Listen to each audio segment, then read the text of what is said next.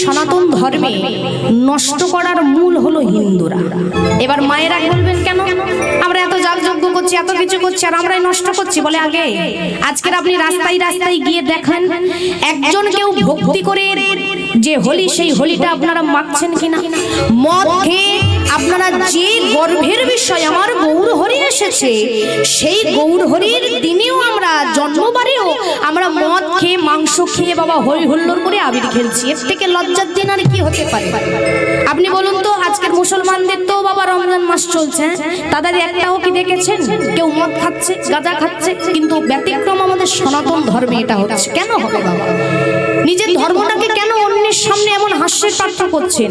গাড়ি নিয়ে আসছে দেখছি তো বাবা মদ খেয়ে টলে টলে একেবারে চিৎপাত হয়ে পড়ে যাচ্ছে। এটা আমার গৌর হরি শিখিয়েছিল, এই শিক্ষা দিয়েছিল সনাতন ধর্মের মানুষদেরকে। আজকে তো বাবা আমাদের লজ্জা